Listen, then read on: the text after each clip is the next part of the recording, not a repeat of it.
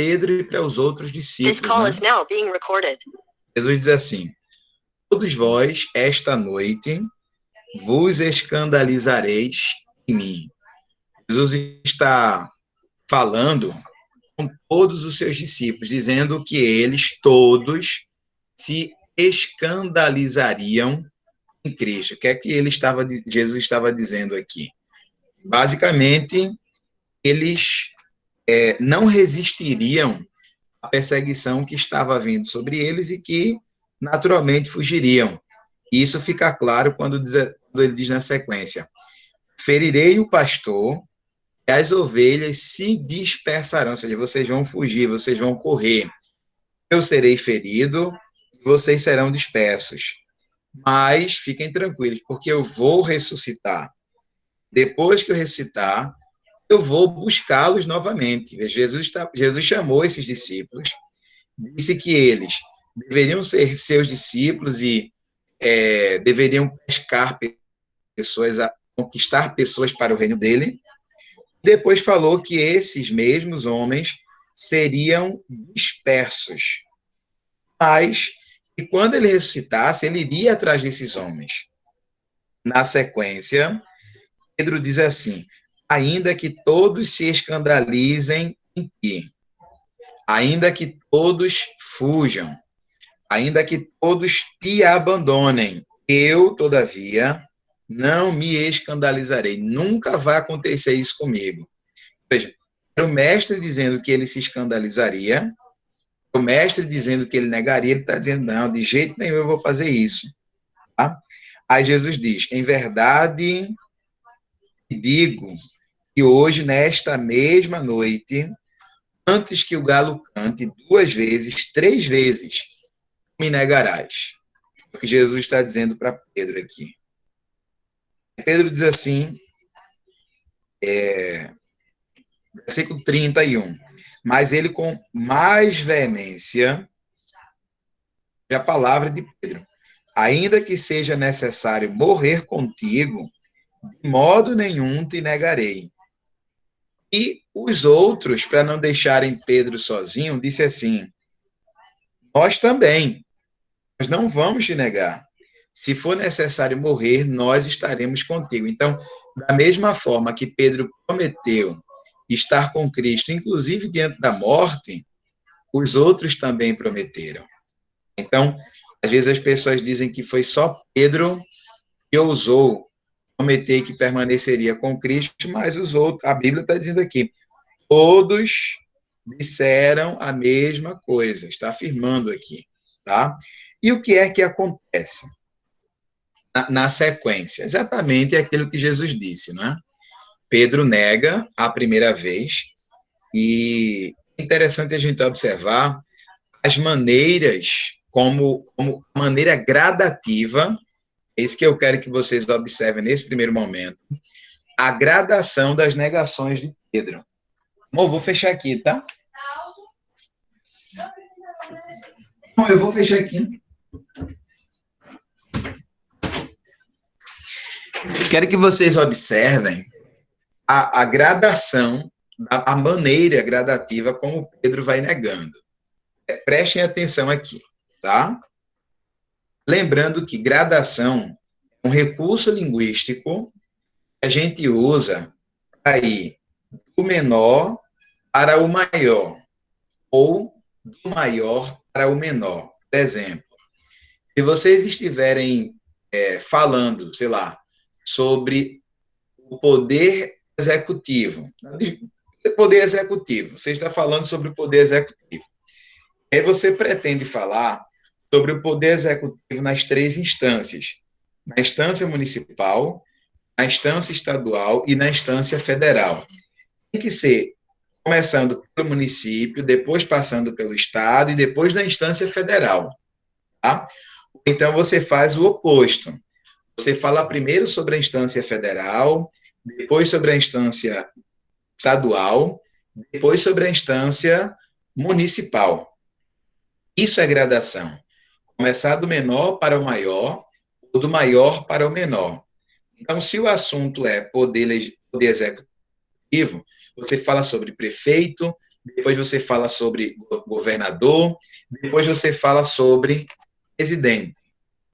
Faz o oposto, primeiro presidente, depois governador, depois prefeito. Mas deve haver uma gradação, tá? Gradação é isso. É uma figura de linguagem chamada gradação. E a gente tem nas negativas de Pedro uma gradação que geralmente é imperceptível, mas vamos a elas. Ele foi avisado aqui nesse texto, ele começa a negar a Cristo aqui no capítulo 14, o cumprimento daquilo que Jesus tinha dito. Capítulo 14, versículo 66. Jesus já estava preso, sendo julgado pelo Sinédrio. Aí Pedro está por ali por perto, porque ele era corajoso. Os outros já tinham fugido, tá? Os outros já tinham fugido. Mas Pedro estava com muita coragem, bom, corajosamente, né? Com muita coragem, não vou nem dizer, mas Pedro estava corajosamente no local, lá no templo, onde Jesus estava sendo, ou perto do templo, onde Jesus estava sendo julgado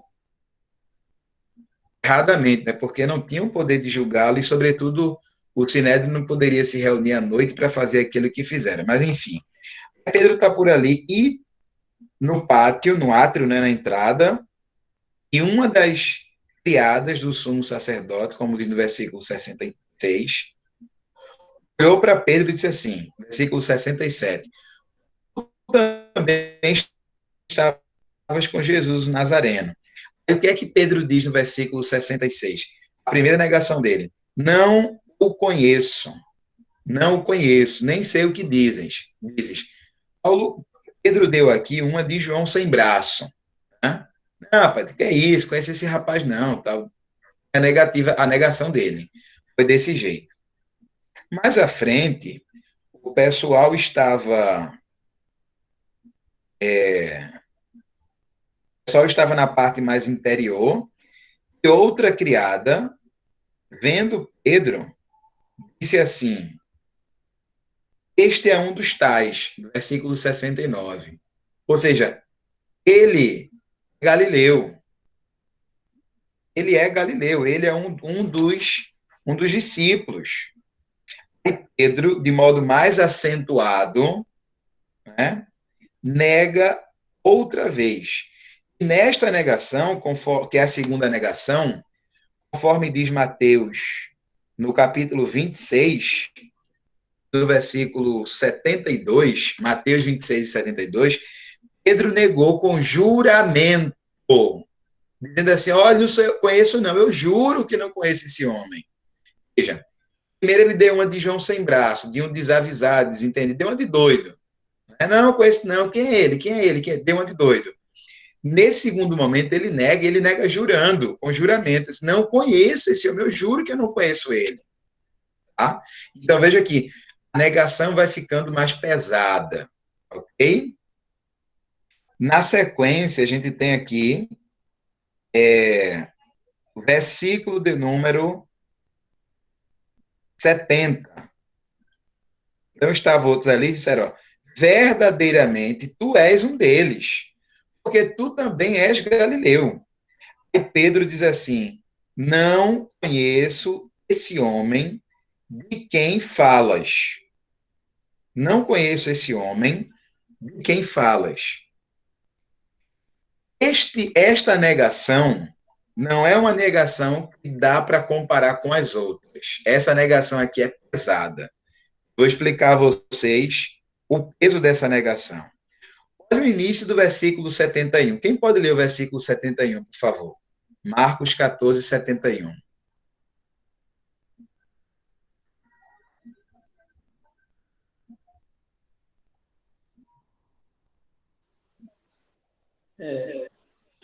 E ele começou a imprecar e a jurar: não conheço esse homem de quem falais. Vejam, aqui ele está imprecando e está jurando. No primeiro momento ele deu uma de doido. Não conheço ele não. Quem é ele? Quem é ele? Uma de doido. No segundo momento, ele jurou: eu juro para você que eu não conheço esse homem. Neste terceiro momento, ele está imprecando. O que é imprecar? É praguejar. Ele está praguejando, está jurando que não conhece Jesus. Praguejar aqui, gente, quando a gente vai analisar o texto direitinho, sobretudo partindo do original, você pode tentar dar uma pesquisada depois. Praguejar é a mesma coisa que amaldiçoar. Ele estava amaldiçoando Jesus. Como, só para a gente entender, como se ele dissesse assim: oxe, eu lá conheço esse peste, essa miséria, tem que morrer mesmo. É como se ele estivesse dizendo isso. Por quê? A intenção dele era fazer alguma coisa que fizesse com que as pessoas não acreditassem absolutamente que ele era, de fato, um discípulo de Jesus. Nunca, nunca se esperaria de um discípulo o amaldiçoamento do seu mestre.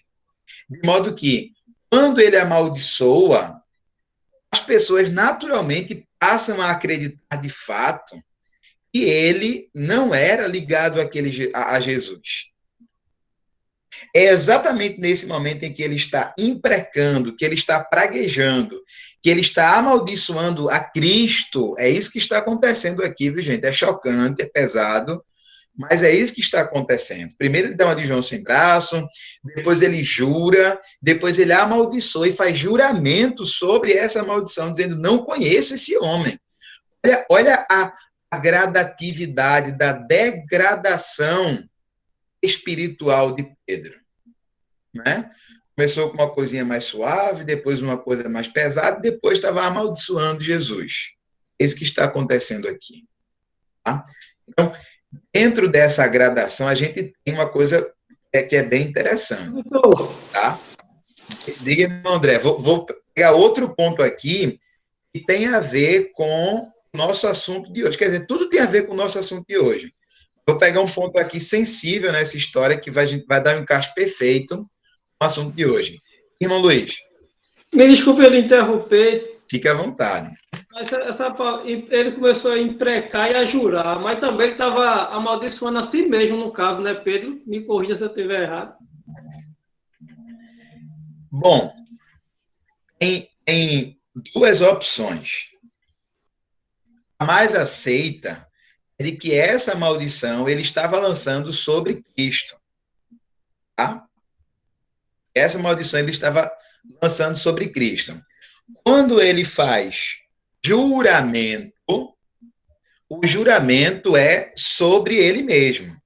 Ou seja, quando eu faço um juramento, se aquilo que eu estou dizendo não é verdade, alguma coisa negativa tem que vir sobre mim, alguma tristeza, enfim.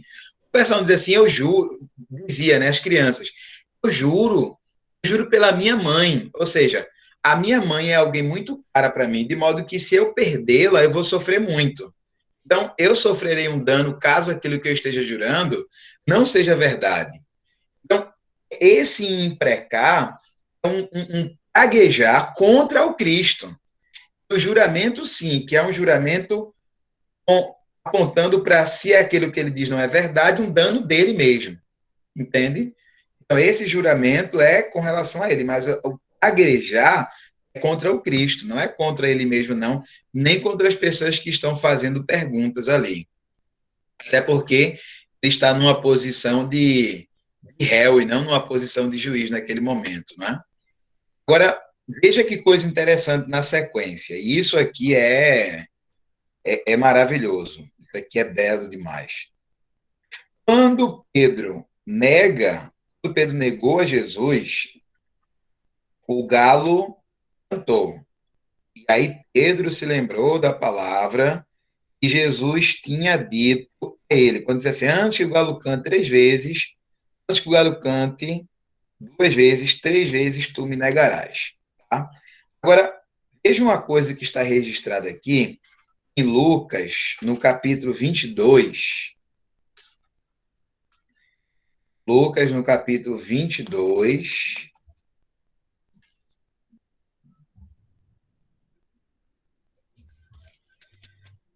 e o versículo 61. Lucas 22, 61. Alguém lê aí, por favor.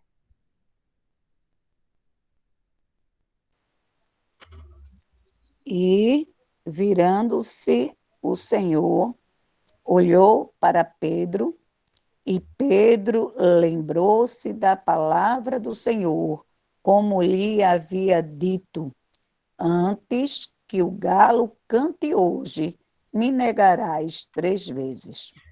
Amém. Então vejam, quando Pedro gaguejou contra Cristo, quando Pedro jurou contra a sua própria vida, de que não conhecia Jesus, naquele momento, Jesus estava no espaço interno da casa do sumo sacerdote sendo julgado. Tá? Eu não sei, mas muito provavelmente pela porta, ó, é o que dá, né? Pela porta ou pela janela, o olhar de Jesus encontrou-se com o olhar de Pedro. Naquele momento em que Pedro amaldiçoou, o olhar de Jesus encontrou-se com o olhar de Pedro. Quando esses dois olhares se encontraram, né? Jesus, virando-se o Senhor para Pedro, virando-se o Senhor, olhou para Pedro. E Pedro lembrou-se da palavra do Senhor quando ele tinha dito que antes que o galo cantasse, ele o negaria. Então, existia uma comunicação por parte de Jesus para com Pedro naquele momento. O olhar de Jesus comunicou alguma coisa a Pedro. O que é que o olhar de Jesus naquele momento teria comunicado a Pedro?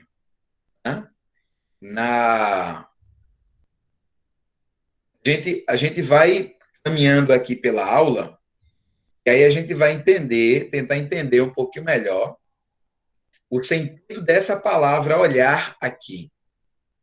Porque a gente tem quase que 2 dezenas de expressões na língua grega, e quando se traduziu para a língua portuguesa, o pessoal escreveu só olhou. Olhou no sentido de ver, olhou no sentido de ter compaixão, olhou no sentido de ajudar, olhou no sentido de olhar mesmo, olhou no sentido de amar e de demonstrar o amor por meio do olhar. Olhou, enfim, há vários sentidos que na língua grega existia uma palavra específica para esses olhares. Né? Assim como amor na língua grega tem várias palavras, os vários tipos de amor, há várias expressões que servem para demonstrar essa questão do olhar. Esse olhar de Jesus aqui é um olhar especial. Daqui a pouco eu vou comentar sobre ele. Tá? Daqui a pouco eu vou comentar sobre esse olhar. Antes, no entanto, eu quero fazer a apresentação para vocês do nosso material de hoje, que eu ainda não postei, mas postarei na sala de aula. Tá? Irmã Brisa, a senhora quer falar? Não, eu ia perguntar, assim, esse olhar foi um tipo de olhar de trazer a memória, trazer verdadeiramente a lembrança daquilo que Deus falou.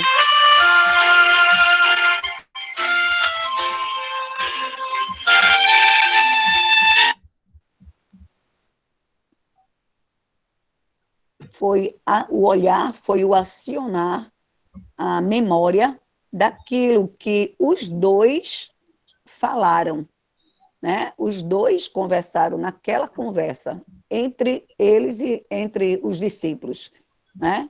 Então, assim, foi justamente bem dizendo, falando a mesma parte para o outro, novamente, porque ele tinha dito, nem mesmo assim, nem que todos os outros façam, eu de maneira nenhuma farei isso.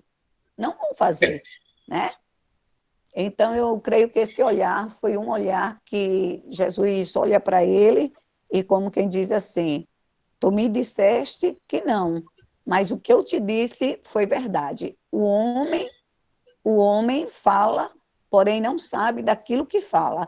E ele, como Deus, ele sabia do que estava falando e do que verdadeiramente ia acontecer, e a prova cabal estava ali, no ato e na fala última principal dele.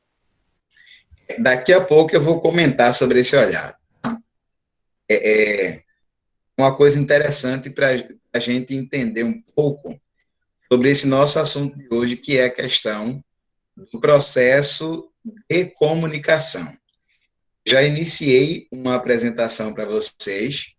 Vocês estão vendo aí a imagem, né, que traz o título comunicação.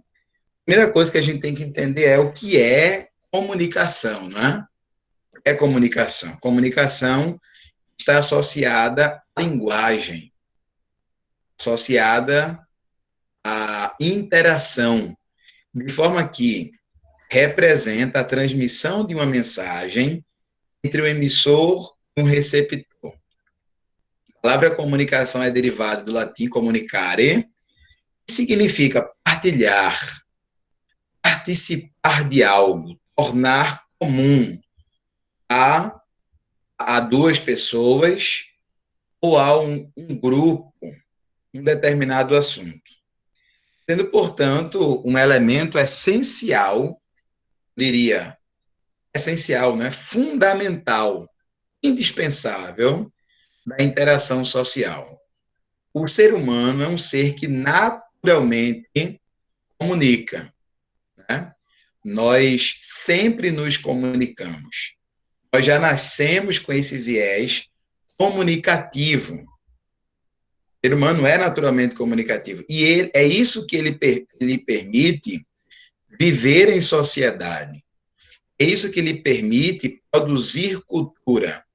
Se o homem não vivesse em sociedade, ele, na verdade, não viveria, não é?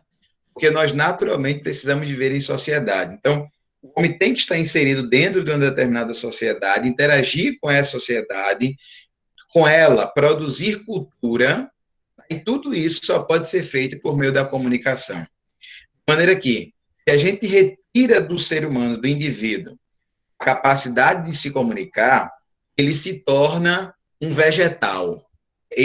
Sabe, a vida vegetativa, a pessoa está numa vida vegetativa, está vegetando, ou seja, como se fosse um vegetal, não interage, não comunica, não reage a estímulos externos, ou seja, está em estado de coma. Tá? Porque o homem é um ser que naturalmente se comunica, é um ser que naturalmente interage com os outros da sua espécie. Pois bem, para que haja essa interação, alguns elementos precisam ser acionados. Esses elementos nós chamamos de elementos da comunicação ou princípios da comunicação. Que são básicos, né? O emissor, o receptor, a mensagem, o canal, o código e o referente, que não está aqui.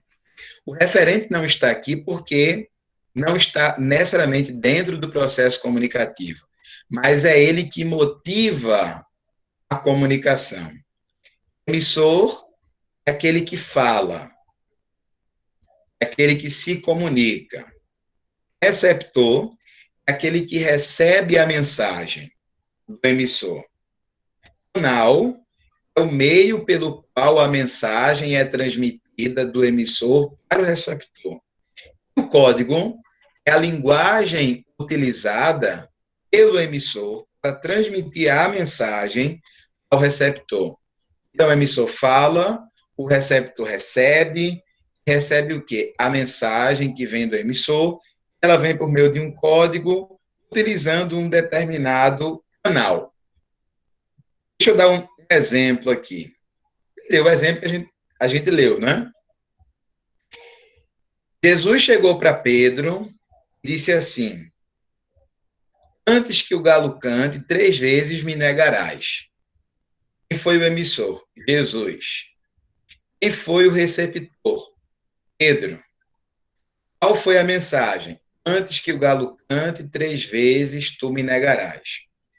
Qual foi o canal que Jesus usou para transmitir aquela mensagem? A língua, né, oralizada, a fala. Foi a fala que Jesus usou. O meio pelo qual Jesus usou para transmitir a mensagem foi a fala, a língua oralizada. E qual foi o código que ele usou? Certamente o aramaico. Certamente o aramaico, que foi a língua original a qual essa mensagem foi transmitida. Tá? E aí a pergunta é, e qual era o contexto dessa mensagem? O contexto da mensagem era a aproximação da prisão, da morte de Cristo, mas sobretudo a aproximação da prisão, a iminência da prisão, o fato de que Jesus sabia que ele seria abandonado pelos seus discípulos. Então, foi, e de alguma forma também, talvez essa seja a coisa mais importante, a necessidade de mostrar aos seus discípulos que a atitude deles não seria uma surpresa para Cristo. Tá? Algumas pessoas pensam que Jesus se surpreende com alguma coisa, que se choca com alguma coisa, mas não existe isso dentro do universo de Cristo. Não há o choque, porque ele sabe de todas as coisas. Tá? Então, quando ele transmite essa mensagem a Pedro, esse é o referente. Tá? Agora, deixa eu pegar outra mensagem aqui, que também foi transmitida por Jesus. Jesus disse assim, deixa eu só voltar aqui para Marcos. Jesus disse assim, ferirei, está escrito.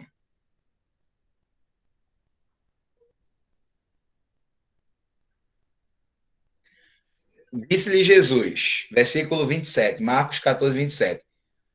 Todos vós, esta noite, vos escandalizareis em mim. Veja, todos vós, esta noite, vos escandalizareis em mim. O emissor continua sendo Jesus, aquele que transmite a mensagem. Tá? O canal é o mesmo. O canal é o mesmo de transmissão. É a fala. A mensagem, o código é o mesmo. Isso é o mesmo, o canal é o mesmo, o código é o mesmo. A mensagem é diferente. A mensagem agora é: esta noite vós vos escandalizareis em mim. E os receptores são agora diferentes, né? Além de Pedro, os outros discípulos estão inclusos nesta mensagem de Cristo. Tá? Agora vamos observar uma fala de Pedro e ver esses elementos da comunicação na fala de Pedro. Pedro diz assim: ainda que seja necessário, morrerei contigo. Ainda que seja necessário, morrerei contigo. Pedro agora é o emissor. A mensagem é: se for necessário, vou morrer contigo. O canal é o mesmo canal que Jesus usou, a fala. O código, certamente, a mesma língua, né? O aramaico. O receptor agora da mensagem é o próprio Cristo. É Jesus que está recebendo a mensagem de Pedro. Tá? Qual é o contexto da mensagem de Pedro? Pedro só diz: se for preciso, eu morrerei contigo, porque Jesus estava dizendo que eles se dispersariam, escandalizados, não é? Escandalizados se dispersariam, com medo se dispersariam. Então, esse é o contexto, ou o também chamado referente, da mensagem de Pedro. Tá?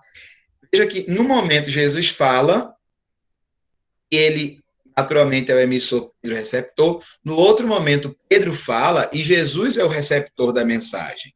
De modo que, no processo comunicativo, vai havendo uma alteração de emissor e receptor.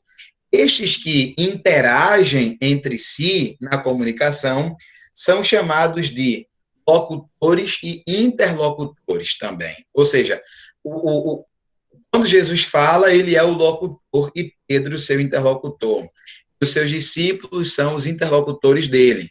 Quando Jesus fala, quando Pedro fala, o interlocutor dele é o próprio Cristo. Tá? Então, é assim que funciona o processo comunicativo. Agora, deixa eu dar outros exemplos aqui para ver se fica mais claro para vocês. Tá?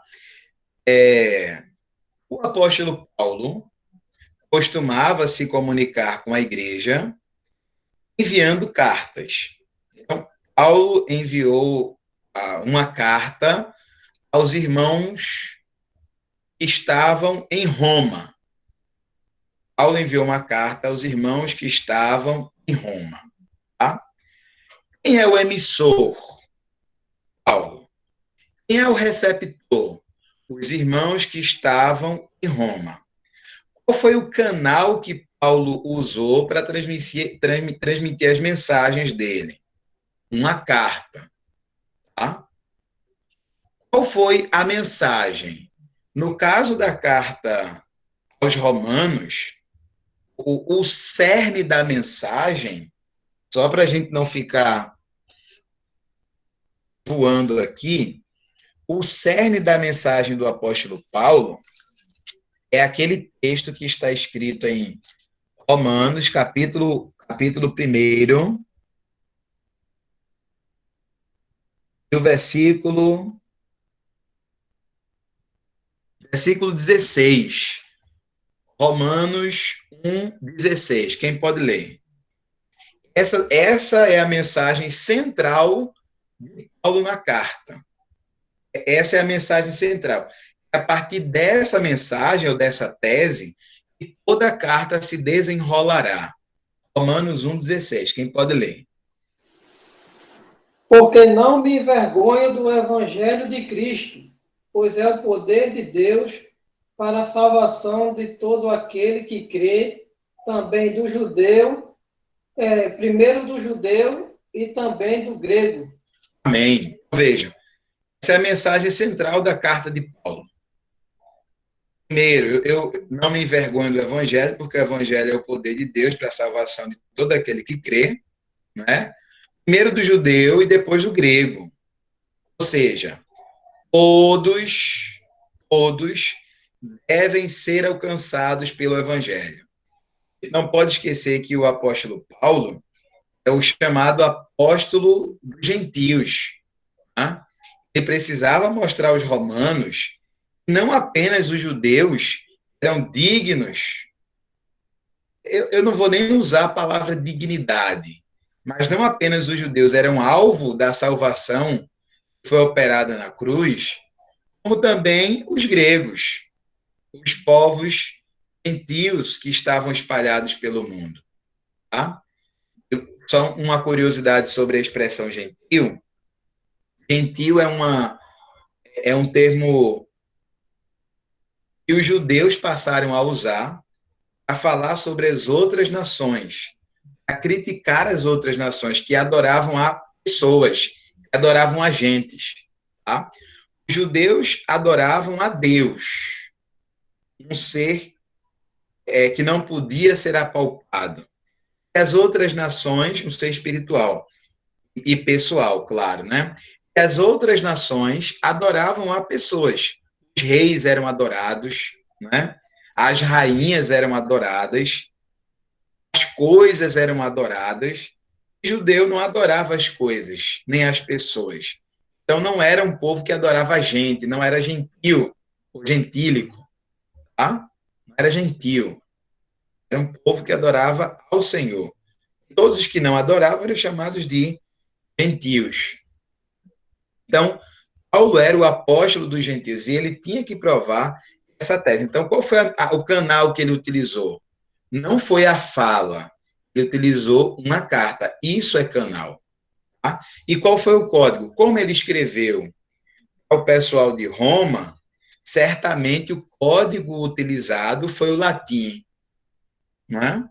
Paulo, que era um homem poliglota, conhecia de grego, conhecia hebraico, aramaico, latim, né? Ele era uma pessoa estudada. Então, certamente a carta foi escrita em latim, endereçada aos irmãos que estavam lá na Itália, em Roma. Tá? Então, assim, e por meio da carta ele conseguiu se comunicar com os irmãos, com os romanos. Lembrando que quando ele escreveu a carta, ele não estava em Roma. De modo que ele diz que gostaria de estar com os irmãos e não sei o quê, mas foi impedido e tal. Mas depois ele chegou lá, né? Preso, mas chegou. Então, é assim que acontece o processo comunicativo. Tá?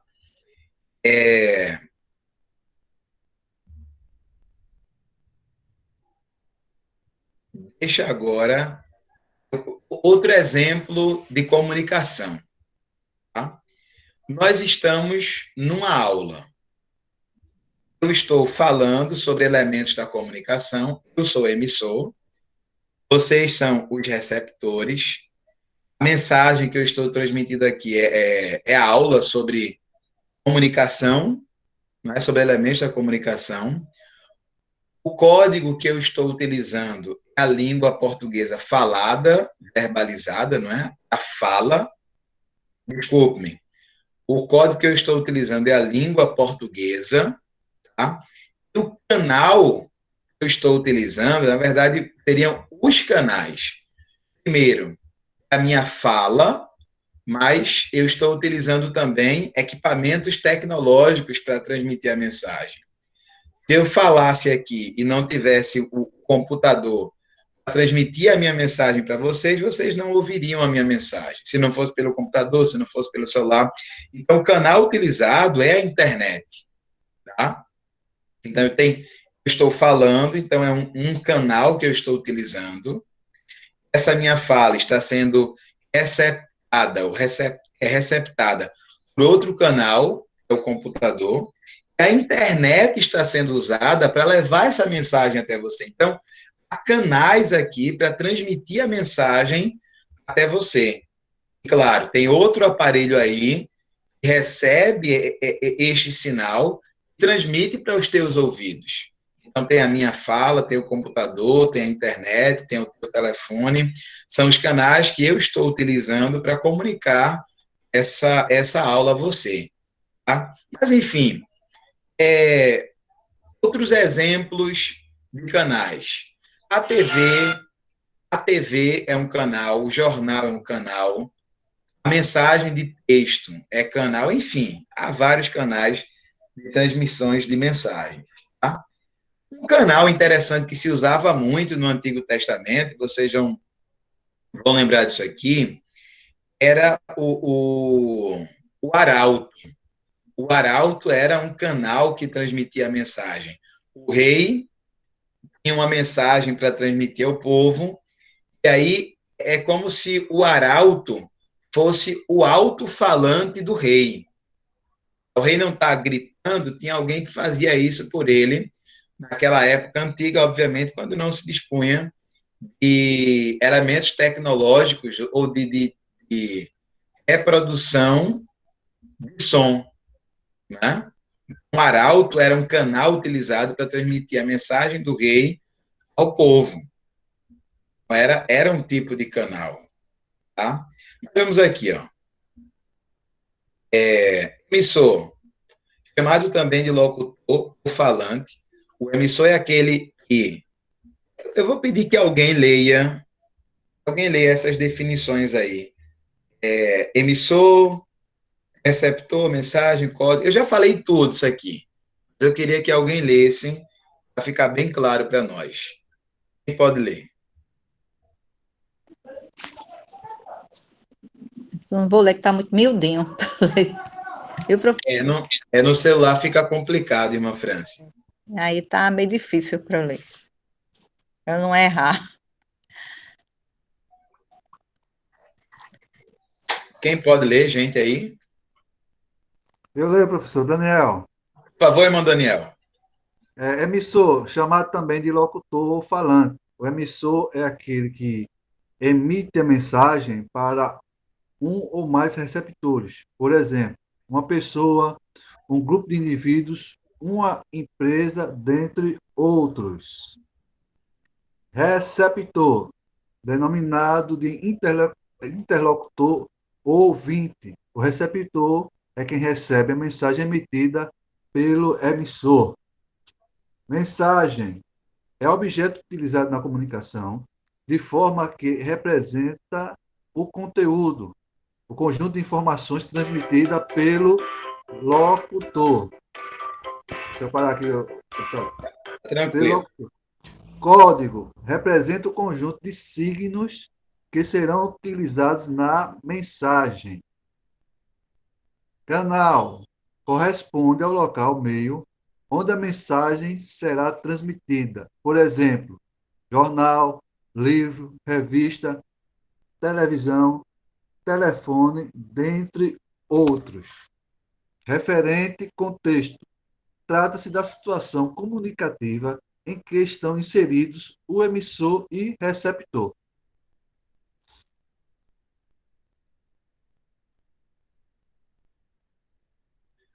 Muito bem, obrigado, meu irmão. Amém, Deus meu irmão? abençoe. Beijo. Então, essas informações eu acabei de falar para vocês, tá?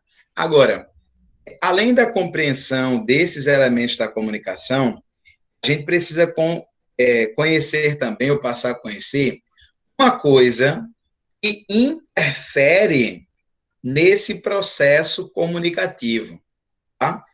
Existe algo que interfere no processo comunicativo.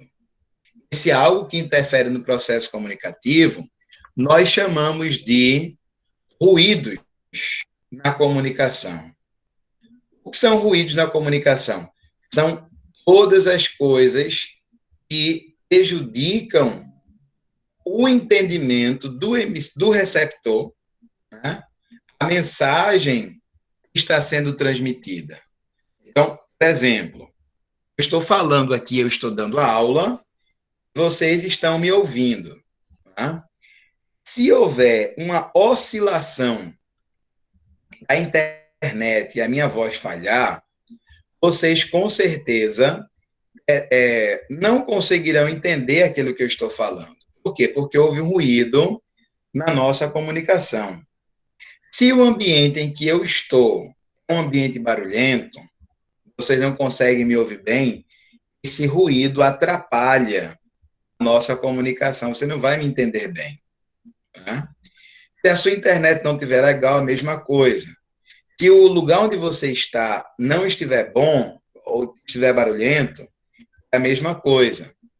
Se o teu telefone toca, como já aconteceu com o meu aqui, a minha mãe ligando, aconteceu com, no caso do irmão Daniel agora, e são coisas que prejudicam na nossa comunicação.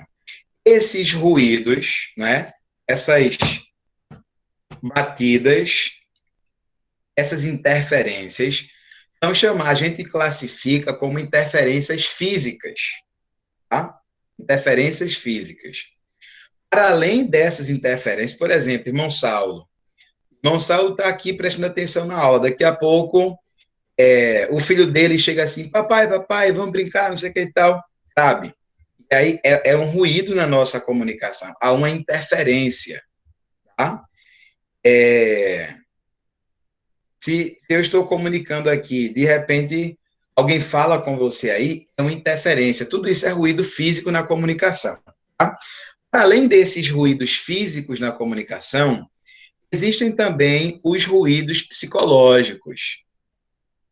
Sabe aquele dia que você está, mas você não está na aula? Porque você está preocupado com alguma coisa, porque você está pensando, poxa, nem jantei ainda, minha barriga está com fome e tal.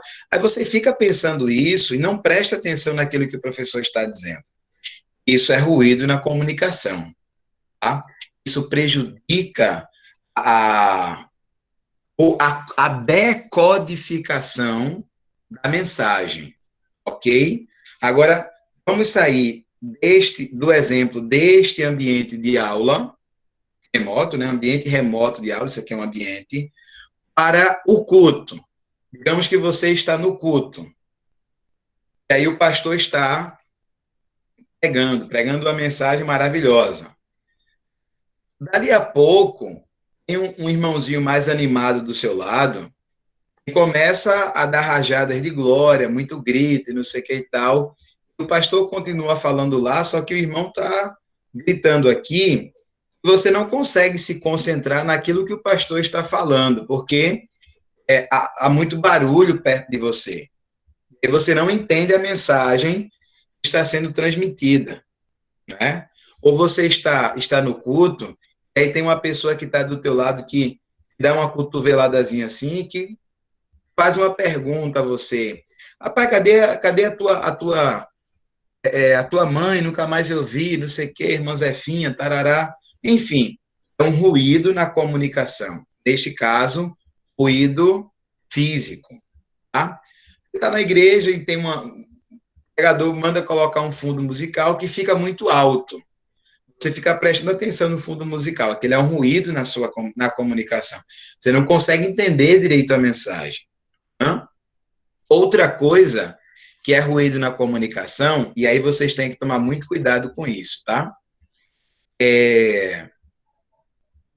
Existem algumas marcas de oralidade que são ruídos na nossa comunicação. Por exemplo, vocês devem perceber durante a minha fala aqui, durante minhas explicações, a exposição do texto bíblico e tal, eu repito algumas expressões com maior frequência, né?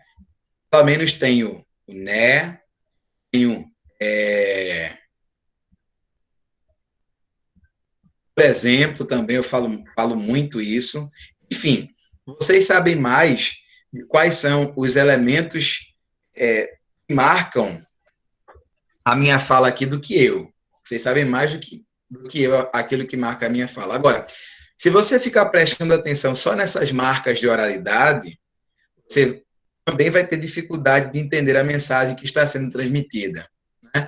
Sabe aquele cara que sobe no púlpito, começa a pregar, ele, sei lá, diz assim, observa, observa, observa, observe. Ele fala 500 observas em 30 minutos de pregação, né?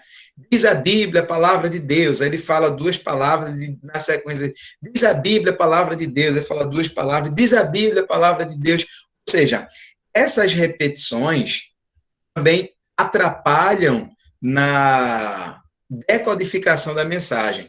São ruídos na comunicação. Tá? Então, vejam quantas coisas servem para atrapalhar a comunicação da mensagem, palavra de Deus para você. Primeiro, a maneira como o emissor, o pregador, no caso, transmite a mensagem, né? Ele transmite a mensagem de uma maneira mais agradável ou não, enfim. A maneira como o emissor transmite a mensagem. Aí tem o ethos, né? Quem é que está transmitindo a mensagem? E isso também, o ethos. A gente vai para a Grécia Antiga, a gente estuda o ethos, o pathos e o logos. Vejam que legal. Chegamos na Grécia Antiga. Disse a vocês no início que eu ia falar sobre isso.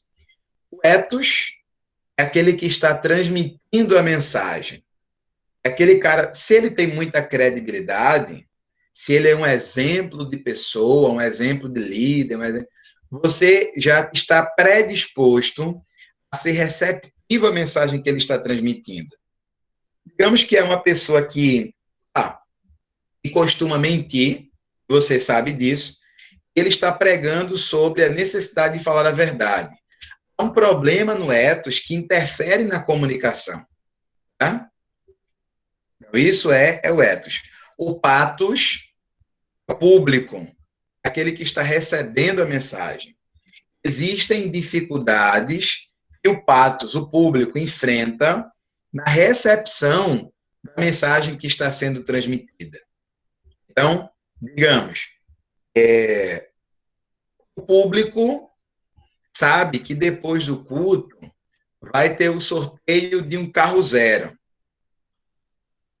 Dependente de quem esteja pregando lá, depois do culto vai ter um sorteio de um carro zero. Então, o pensamento das pessoas está no sorteio. Nem ser sorteio, pode ser só um pedaço de bolo, né?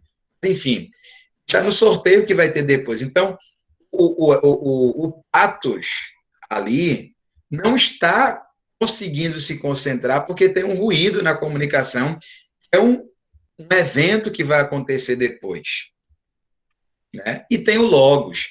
Às vezes a própria palavra que está sendo transmitida não é transmitida com sabedoria, não está sendo boa, está sendo coisa com coisa. E você realmente não consegue entender, então isso é ruído também na comunicação, porque chega um momento que você diz assim, eu não vou prestar mais atenção não, porque não consigo entender nada mesmo, esse cara é doido, tal, entende? Então, etos que fala, atos que recebe, logos é a palavra, a mensagem que é transmitida. Pode ser um problema em quem fala, pode ser um problema em quem ouve, pode ser um problema também com aquilo que está sendo falado. Esses três elementos interferem no processo de comunicação. Tá? Então, prestemos muita atenção com relação a essas questões. Deixa eu dar uma dica aqui aos pregadores que estão presentes. Quando eu tinha 17 anos, e aí vem um exemplo, né? Vem um exemplo. Quando eu tinha uns 17 anos, 16 para 17 anos, eu fui fazer uma pregação. Aí peguei peguei o meu telefone e coloquei para gravar em cima do púlpito. Coloquei para gravar. Estava no início das minhas grandes pregações. Coloquei para gravar em cima do púlpito. E aí, botei, gravou tudo direitinho e tal. Quando eu cheguei em casa, fui ouvir a mensagem para ver quais eram os erros que eu tinha cometido para não cometer mais, não é? Ou para tentar evitá-los das próximas vezes. E, gente, só para comunicar a vocês, vocês têm a opção de ficar vendo a apresentação ou de clicar aí para ver a minha imagem, tá? Como eu estou no computador, está disponível tanto a apresentação como também a minha imagem. É só procurar aí que dá para você colocar a minha imagem aí na sua tela do celular também, ou do computador. Então, quando eu cheguei em casa, eu fui ouvir a pregação. Foram, acho que, foi menos de 30 minutos de pregação. Menos de 30 minutos de pregação. Uns 27 minutos por ali. Esses 30 minutos de pregação, eu repeti 17 vezes o vocativo meus irmãos.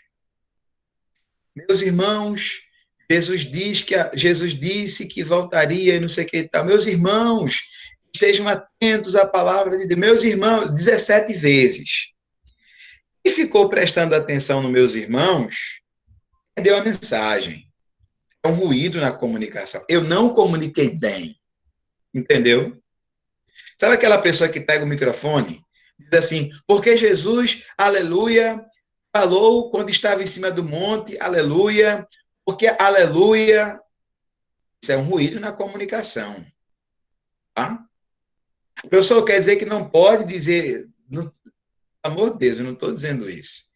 Estou dizendo que nós, precisamos tomar cuidado com essas repetições, sobretudo quando são repetições desnecessárias, que ao invés de ajudar na comunicação, atrapalha o processo comunicativo. Compreendem? Atrapalha o processo comunicativo. Precisamos ser o mais cristalinos possível para que aquilo que a gente está tentando transmitir, que é a essência da palavra, possa alcançar as pessoas. Isso é importante. O professor, Irmã Brisa, é o mesmo da pessoa, por isso que as pessoas têm curso de oratória, porque numa hora como essa, o pregador, por mais que ele não queira ser o centro das atenções, mas quando ele sobe à tribuna, todo mundo espera, principalmente de alguém que tem já um nome, algo, a pessoa espera que realmente transmita uma palavra, uma mensagem com contexto, entendeu? Com boa ênfase. Aí o que acontece? Quando se vê um pregador fazendo essas repetições e esses que a gente chama esses tacuetes, essas coisas, aí o que acontece? A gente vê que ou ele não tem firmeza na mensagem, na palavra, ou realmente é uma pessoa que está altamente nervosa e que conduz aquela mensagem daquele jeito. Porque E geralmente as pessoas, não é? as duas questões complicam no entendimento da mensagem, né?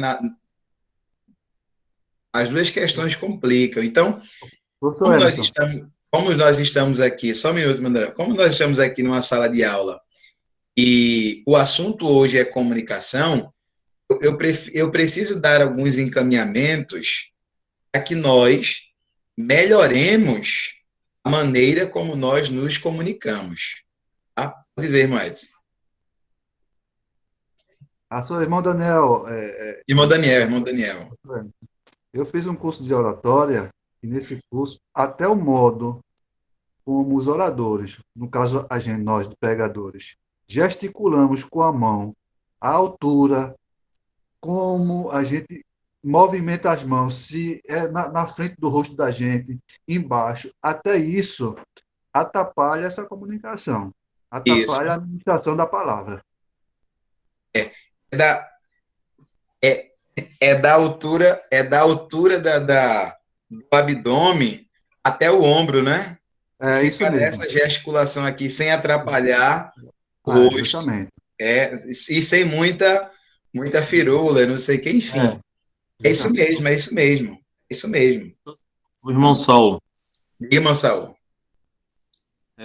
realmente, assim, muitos pregadores, eles têm, como a irmã Brisa falou, cacuete, às vezes estão muito nervosos, acaba é, falando várias vezes a mesma palavra, e já vi muitos pregadores assim.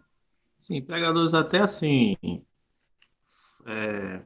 fortes, cheios do Espírito Santo, e que, assim, fica falando várias palavras ao mesmo tempo, isso realmente acaba tirando o foco da mensagem.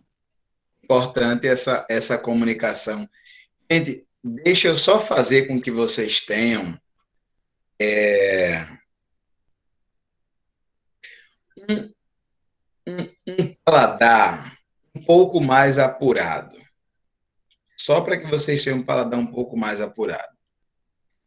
Às vezes nós vamos a um culto, e aí, quando a gente sai do culto, tem gente que diz assim, rapaz, gente que estava com a gente no culto, né? Ou que não estava. Ou, digamos que você faltou no culto. Faltou ao culto, não foi.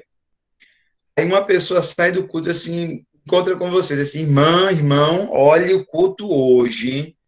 Foi uma benção. O culto hoje foi maravilhoso. Foi negócio do céu, você perdeu e tal. Aí você chega para a pessoa assim, oi, irmão, que bom, que benção, que beleza.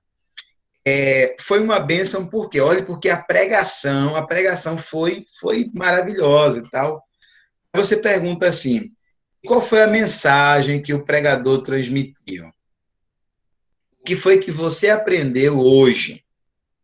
No que foi que a pregação de hoje contribuiu para o melhoramento da sua vida?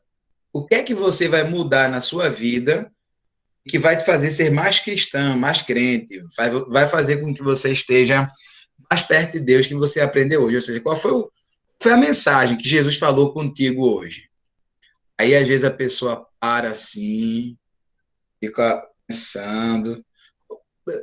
Não consigo conceber um culto bom, um culto maravilhoso, um culto. Se você saiu do culto e você não lembra nem qual foi o texto que o pregador leu, não lembra qual foi a mensagem, se não teve nenhuma. Sabe aquelas flechas que entram e que, sabe, faz um estrago maravilhoso assim dentro de você e que produz vida? Se não teve isso, não pode ter sido maravilhoso para aquela pessoa. Dia maravilhoso, dia incrível, é aquele dia que você vai ao culto, o Senhor Deus fala com você por meio da palavra, por meio dos louvores, por meio dos seus servos, e você volta à sua casa dizendo assim: Deus falou comigo hoje. Deus me fortaleceu com esta palavra. Você diz qual foi a palavra, né? Deus me colocou na rédea hoje porque disse que eu não tenho que fazer isso aqui, sabe? Você é um cristão diferente porque Deus disse isso, isso e isso. Jesus, sabe, tem que ter um fruto gerado dentro do seu ser, a partir daquele culto, pelo menos um fruto, senão não foi bom, né? Muita gente que volta animado e que volta não sei o quê, sim, mas foi bom por quê? No que é que melhorou a sua vida este culto? O que foi que Deus falou com você? Qual foi a palavra que, sabe, vai fazer com que você seja um ser humano diferente? O que foi, essa é a mais simples.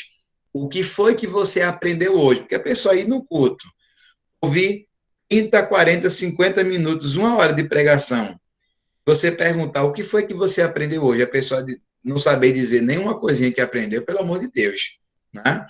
Você participar de uma aula e você, digamos, na aula passada a gente estudou aqui sobre o sentido da vida. Aí terminou a aula, alguém pergunta para você qual foi o assunto da aula de hoje. Nenhum, não lembro, não teve assunto. Poxa, pelo menos tem que saber da importância do sentido da vida, da necessidade de compartilhar com essas pessoas, as pessoas, elas precisam saber qual é o sentido da vida delas e que o sentido delas está em Cristo, né? Eu pedi para que vocês definissem, ou seja, pelo menos a mínima definição de sentido da vida vocês têm que ter. Imagina só, você ir embora dessa aula hoje, nem lembrar dos elementos da comunicação, nem saber que existem elementos que permitem a comunicação, que é aquele que comunica, aquele que recebe a mensagem, o canal, o código, o referente. Né? Se não souber isso, não lembrar isso, então não valeu nada. Então, tem que ficar alguma coisa. Tem que ficar alguma coisa. Pelo menos, ó, o professor está falando aí que não pode ficar repetindo muito uma palavra no culto, e eu costumo repetir a palavra. Vou deixar de repetir isso aqui, vou me policiar. Pelo menos isso, né? Pelo menos isso. Enfim, tem que ficar alguma coisa, senão não valeu a pena, entendeu? Não, eu não consigo conceber ir ao culto e não ter valido a pena ir, porque Deus sempre fala com a gente, tá? Deixa eu voltar aqui, porque eu não estou vendo a imagem que vocês estão vendo em casa. Pronto. Deixa eu descer. Seria uma boa, professor, que a Fatia desse um curso de oratória, né? Oratória, né? Ia ser muito bom. Seria bom mesmo. Acho que melhoraria muito o desempenho das pessoas, dos cristãos, né? Dos pregadores. Acho que seria bacana isso. Olha aí, ruído na comunicação. Ele ocorre quando a mensagem não é decodificada de forma correta pelo interlocutor. Por exemplo, o código utilizado pelo locutor, desconhecido pelo interlocutor. Yo pienso a charlar en español acá y mi lengua no es desembarazada por vosotros, vosotros não vão compreender. Então, se eu não falo o seu idioma, você não vai entender a mensagem, você não vai conseguir decodificar a mensagem. Professor, Se o local é barulhento, você não vai conseguir entender a mensagem. Se eu dou aula falando bem baixinho assim, bem tranquilo, aí você vai ter dificuldade de entender a mensagem. Enfim, são chamados ruídos na comunicação. Tá? Quem quer falar? sou eu, professor. É, professor, o senhor estava falando aí sobre o ruído da comunicação e o senhor falou em espanhol. Eu lembrei agora que nós, né, que fazemos parte, no caso eu faço parte da Igreja Assembleia de Deus, né, somos pentecostais, e eu estava lembrando agora sobre esse assunto de ruído da comunicação, falando sobre pregação. Tem alguns pregadores, né, são pentecostais, e eles estão pregando, né, e muitos têm o costume de muitas vezes estar pregando no meio da mensagem e começar a falar línguas estranhas, né? Fala uma frase e fala línguas estranhas, e muitas vezes interrompe a pregação e ficam ali falando línguas estranhas, e que a igreja não entende, né? Que se o profeta Paulo disse, se não tiver intérprete, não fale, porque quem está falando línguas estranhas edifica-se a si mesmo. E eu observo que muitas vezes, muitos pregadores, quando pega no microfone, começa a falar em línguas estranhas e a igreja ali não está recebendo a mensagem, né? Interrompe a comunicação, né? Da palavra de Deus, né? Isso, tudo que interfere na comunicação, tudo que interfere na comunicação, tudo que prejudica o processo comunicativo é ruim. É por isso que a gente chama de ruído, né? O ruído na comunicação. É aqui. O material eu vou colocar no grupo de vocês, tá? Então, veja, fique atento, fique atento. A comunicação somente será efetivada se o receptor decodificar a mensagem transmitida pelo emissor. Não adianta nada eu transmitir uma mensagem e você não conseguir interpretá-la, decodificá-la. Porque o propósito da comunicação é a compreensão entre os indivíduos. Se eu falo uma coisa e você não entende, não houve comunicação. Vou repetir. Se eu falo uma coisa e você não entende, não houve comunicação. Porque a comunicação é o entendimento entre ambas as partes. Deixa eu dar um exemplo aqui. Eu sempre dou aos meus alunos do ensino médio, quando falo sobre essas questões de comunicação, né? Imagina que um determinado casal está brigando, está discutindo. E aí a mulher vai falando, não, porque você, não sei o que, vai falando. E o marido, por sua vez, vai também falando, não, mas porque foi você que... Enfim, não há comunicação, não há compreensão das duas partes. Então, o que é melhor fazer? Continuar falando, os dois, sem conseguirem se entender, ou um só falando? Se não dá para um só falar porque vai ter problema, os dois se calem. Porque se não está havendo comunicação, não vale a pena falar. Já imaginou? Nós estamos aqui na sala de aula, eu estou falando aqui, tentando comunicar alguma coisa, daqui a pouco 5 pessoas aí abrem o microfone e começam a falar ao mesmo tempo. Quem é que vai entender quem? Quem é que vai entender alguma coisa? Não vai entender nada. Tá? Não vai entender, ninguém vai entender nada. Então, o processo comunicação tem a ver com isso, em que um fala e o outro, ou os outros, escutam. E aí todo mundo pode falar.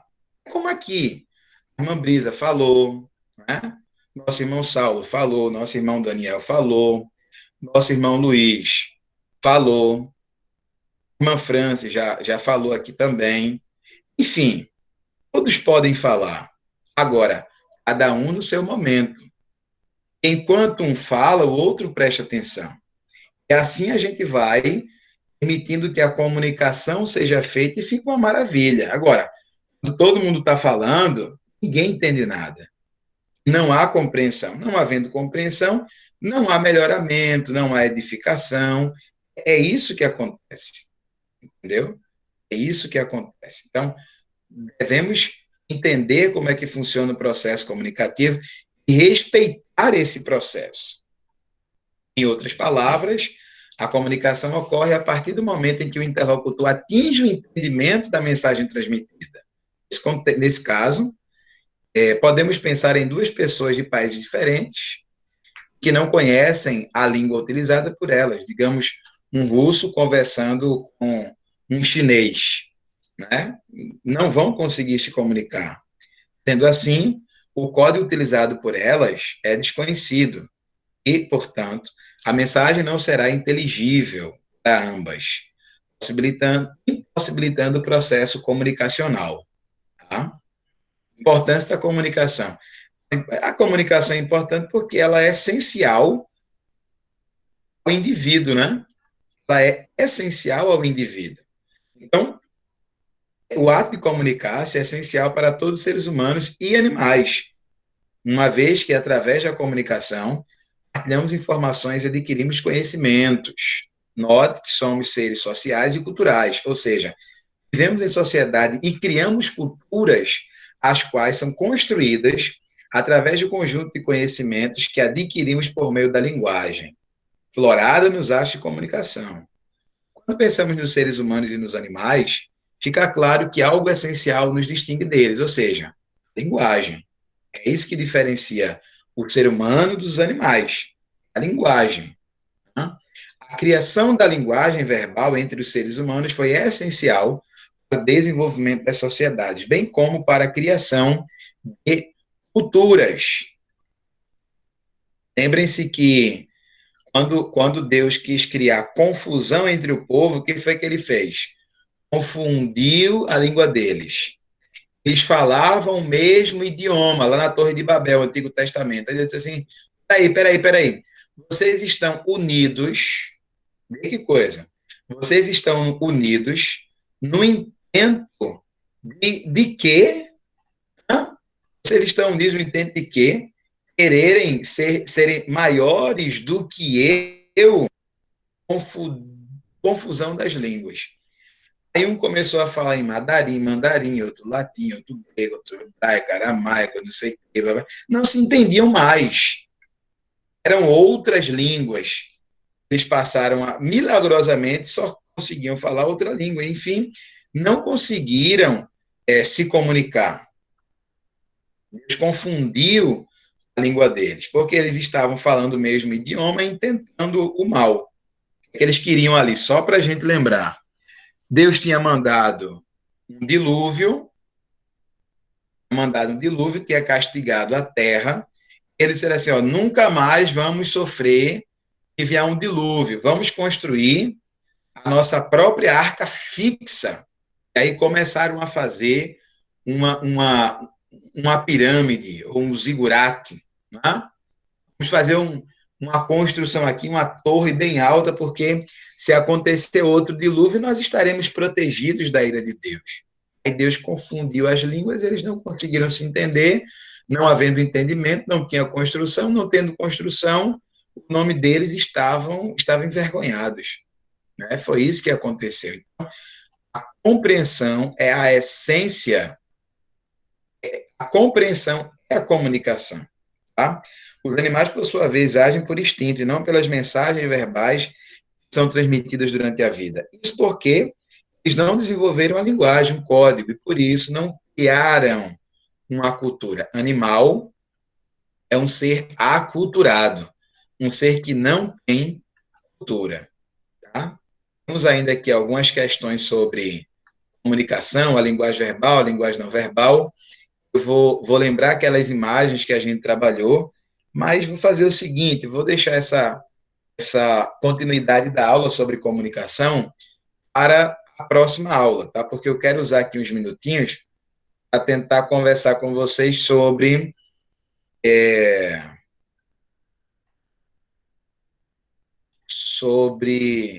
interromper o compartilhamento, sobre a comunicação de Jesus para com Pedro. Tá? Vejam. Em Lucas 22,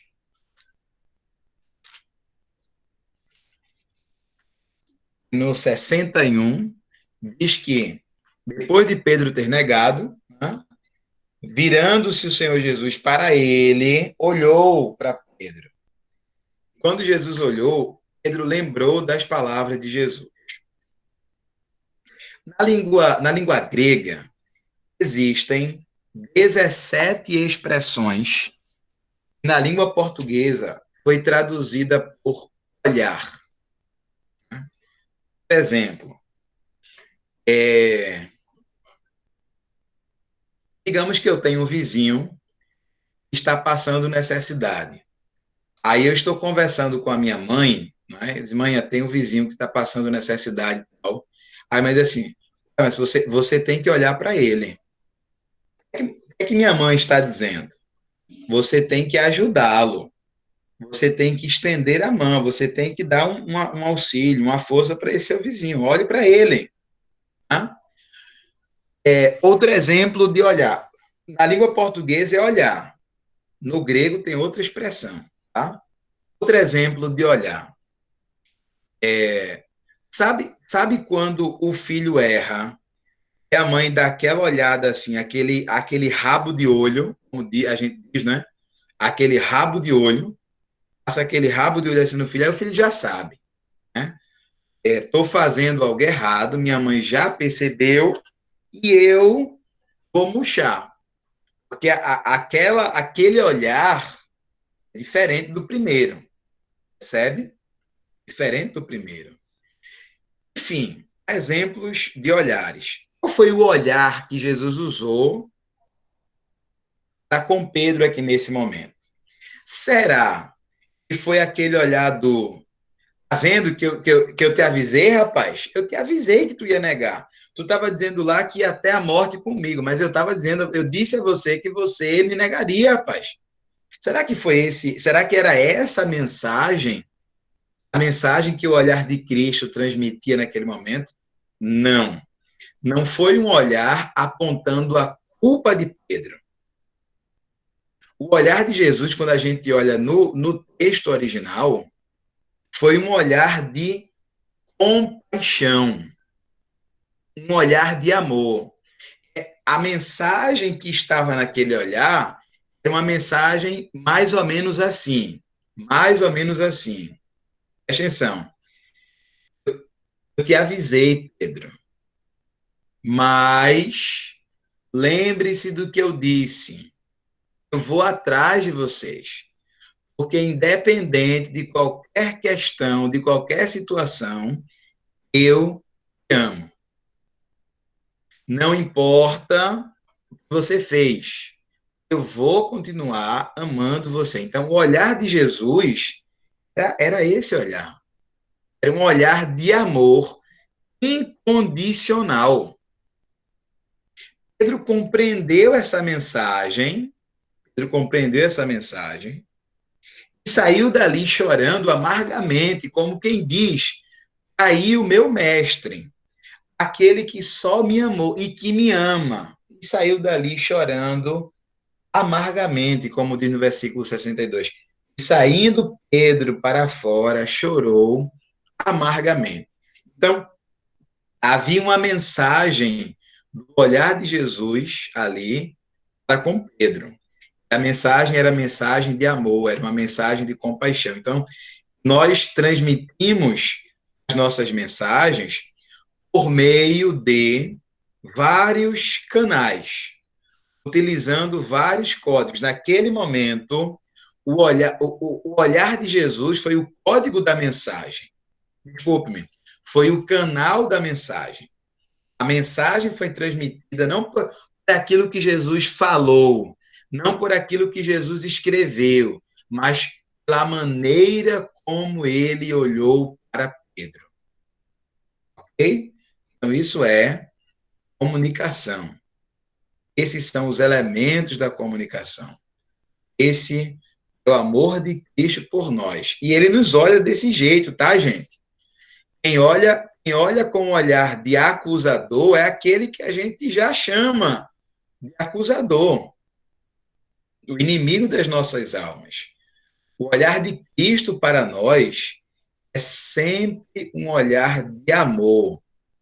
Como quem diz, você errou, mas eu já sabia que você ia errar. Não é porque você errou que o meu amor vai mudar por você. Eu continuo me amando. E aí é essa mensagem do amor de Deus, do amor de Cristo por nossa vida, faz com que nós sejamos transformados pela renovação do nosso entendimento, né? Experimentamos a boa, perfeita, agradável vontade de Deus. Amém, meus irmãos? Amém, Essa professor. aula, Amém. essa aula que eu tinha para Amém. transmitir aqui para vocês. Amém. Vou só organizar aqui, fazer a chamada aqui para